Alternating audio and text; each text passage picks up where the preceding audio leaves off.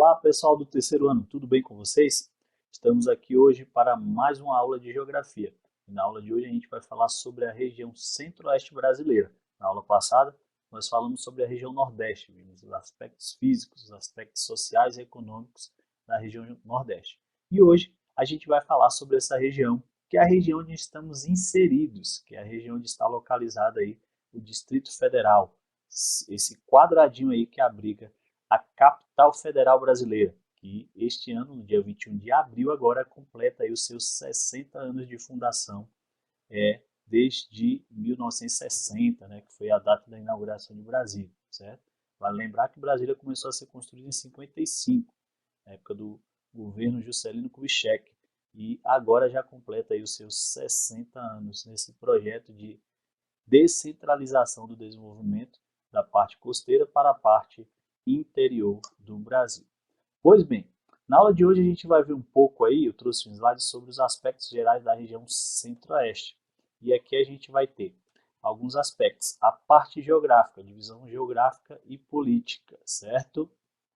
Pois bem, então nós temos aí essa divisão da região centro-oeste brasileira com as 4 unidades da federação presentes aí. Lembrando que são 3 estados e o Distrito Federal, composto aí por Mato Grosso do Sul, Goiás e o Distrito Federal. Lembrando que o Distrito Federal não é estado, é uma unidade da federação, porém não é um estado, certo? É a área geográfica que abriga aí a capital federal do país. Lembrando que o Distrito Federal já foi no Rio de Janeiro, certo? Na época aí em que a capital, antes de ser Brasília, era localizada aí no Rio de Janeiro, certo? No estado do Rio de Janeiro, nas imediações ali da capital do Rio de Janeiro.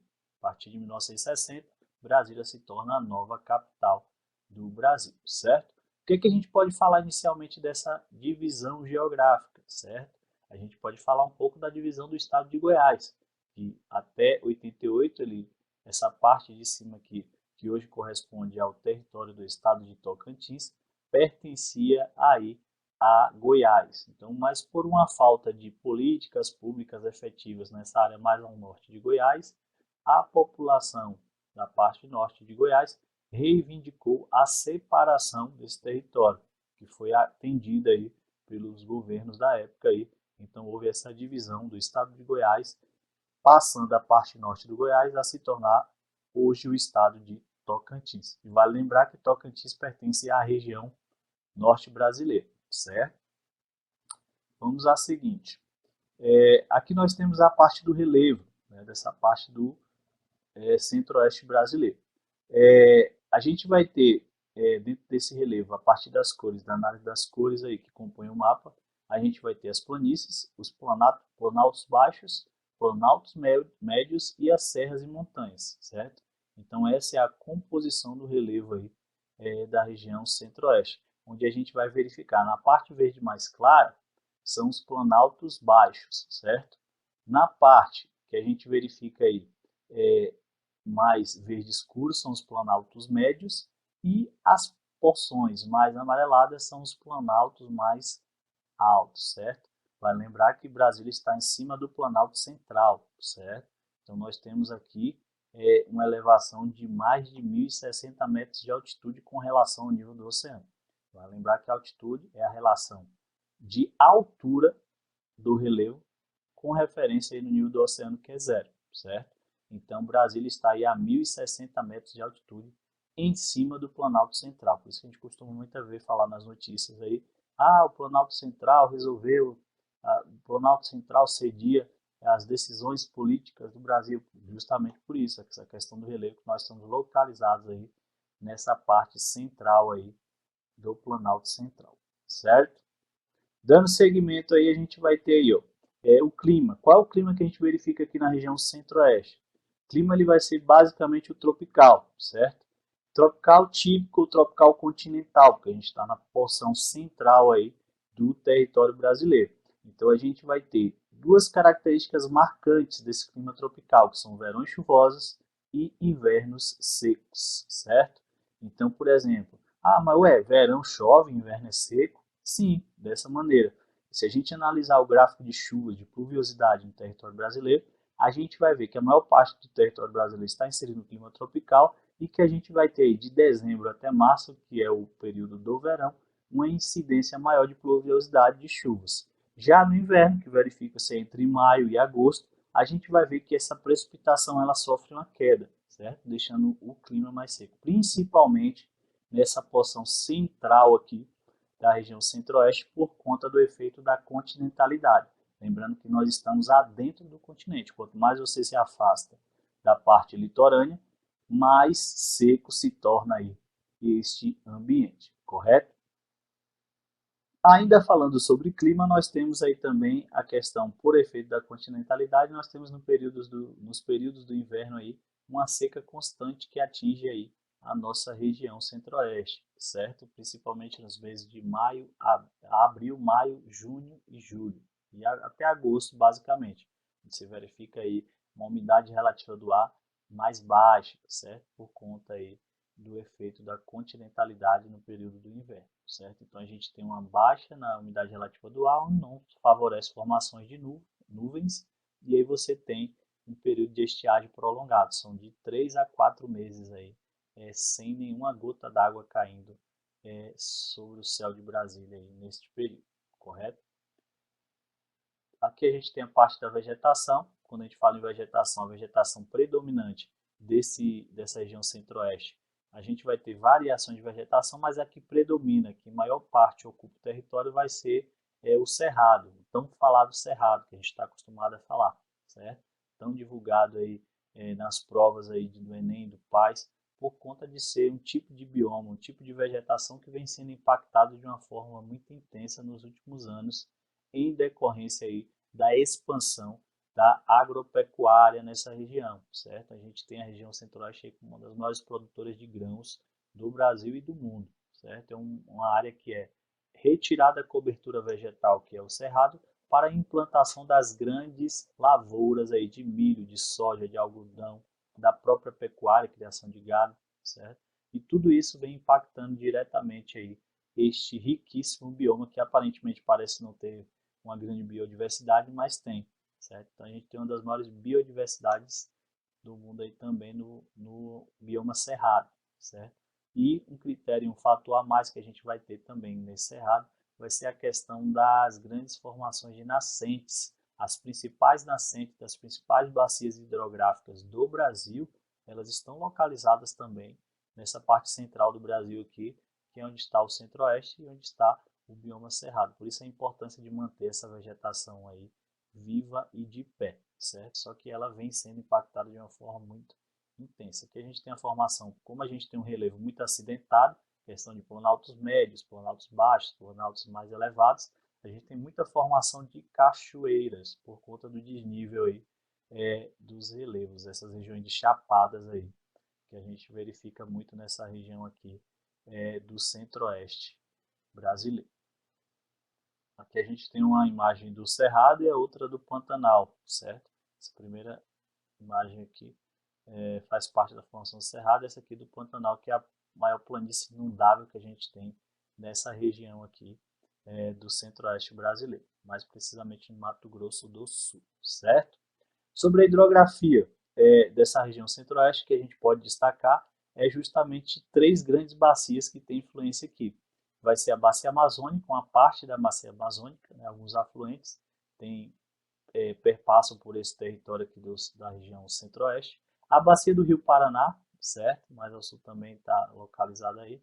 E a bacia do Rio Paraguai, certo? Além de várias outras nascentes, como eu falei para vocês, que elas partem a partir dessa região central aqui do Planalto Meridional para dar lugar aí às diversas bacias. Tanto a bacia leste, São Francisco, bacia do Tocantins-Araguaia, bacia amazônica, boa parte dessas bacias, a própria bacia do Rio Paraná, certo? Elas recebem fluxos d'água que partem dessas partes mais elevadas aqui da parte central do Brasil. Por isso, o Cerrado é considerado aí o berço das águas e tem uma importância fundamental na manutenção dos fluxos de água dos principais rios brasileiros, das principais bacias hidrográficas brasileiras aí.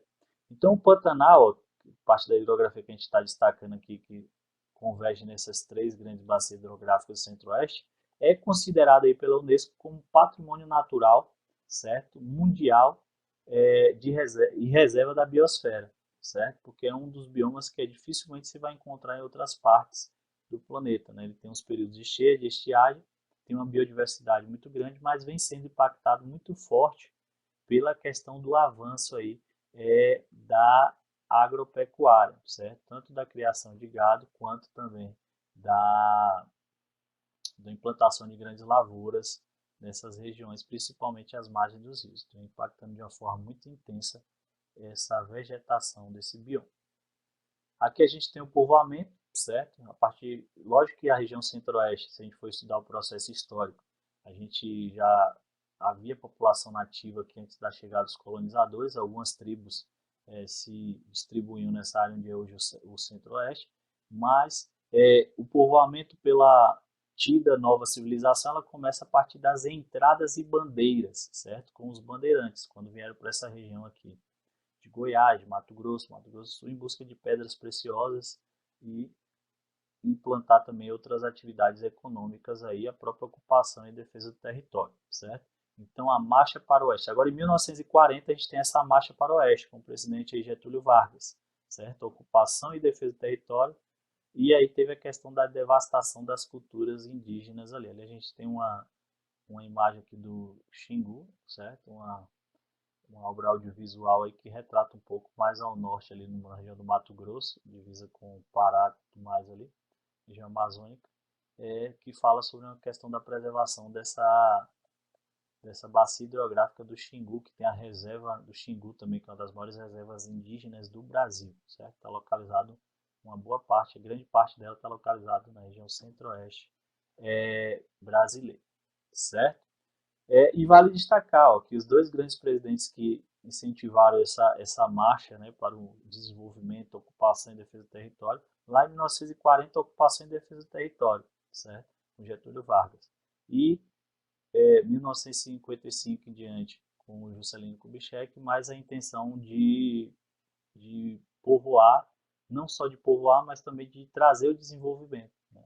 Imaginem vocês se, eu costumo dizer que, imaginem vocês se o JK tivesse desistido de criar Brasília, por mais prós e contras que se tem contra a criação de Brasília, processo de endividamento interno e externo com o dinheiro que foi implantado para construir uma capital em 5 anos, mas imaginem vocês como é que seria a realidade dessa região de Goiás, Anápolis, a própria região aqui do Distrito Federal, se não tivesse tido essa atitude de trazer a capital para o centro geográfico do Brasil, certo? A gente teria ainda uma concentração muito maior de desenvolvimento ainda na região costeira do Brasil, certo?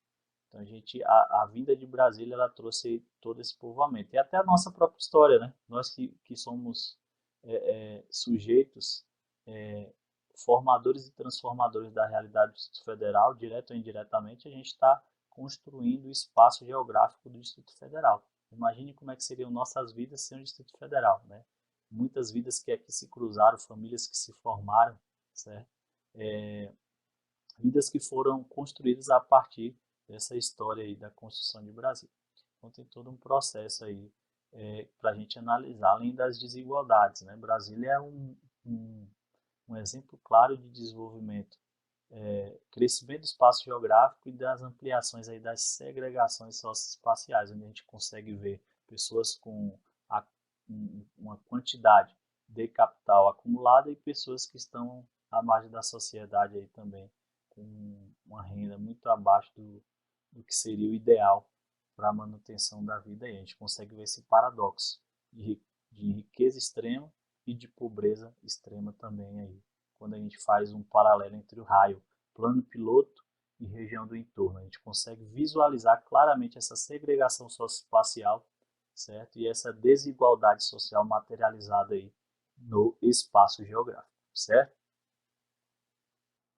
Pois bem, a gente tem uma imagem aí da mineração da cidade de Goiás Velho, certo? Que era a capital de Goiás aí antiga, né? Goiânia é uma capital planejada, recente, e aí a gente tem a mineração como um fator aí de ajuda na ocupação dos estados de Goiás e Mato Grosso, conforme eu falei anteriormente sobre a questão dos bandeirantes que aqui vieram para buscar essas pedras preciosas aí, certo?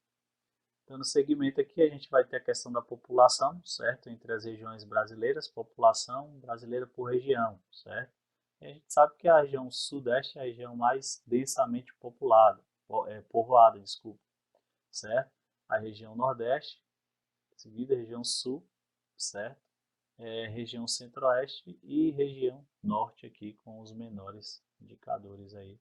E aí a gente tem aqui a menor população absoluta quando você pega aí entre população em 2000 e população em 2010, certo?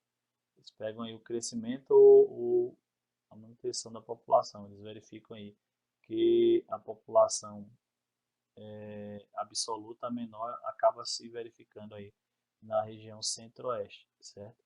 Agora a gente vai ter a região norte aqui com vários vazios demográficos também, conforme a gente estudou aí em a região passada, certo? A gente vai ter uma grande área, que é a maior região em área, certo? A norte, e uma população mais espalhada, certo? A densidade populacional é bem menor, certo? Dando seguimento aqui, a gente vai ter a questão da indústria, certo?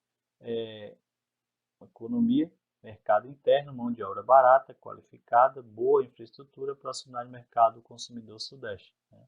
A gente tem uma relação, nós não temos um parque industrial muito desenvolvido comparado à região sudeste, até a própria região metropolitana do nordeste também, mas existe ainda aqui na região centro-oeste alguns polos, e a gente pode destacar alguns deles. Brasília não é um polo industrial, a gente tem pequenas indústrias, a maior parte dos produtos aí dos bens de consumo duráveis e não duráveis, eles são vindos do Nordeste e do Sudeste, certo? A gente tem essa interligação muito forte de rodovias que favorece esse abastecimento, certo? De produtos, de bens de consumo duráveis e não duráveis.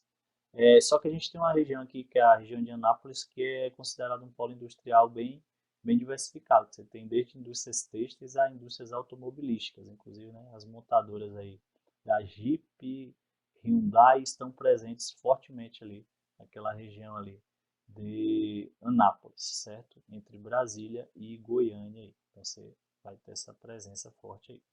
E a proximidade do mercado consumidor do Sudeste favorece aí que essas empresas tenham uma boa distribuição em relação com essa região. Então, em 1957, início, certo? Brasília aí, ó. Governo de Juscelino Kubitschek, JK. 1960, inauguração, certo?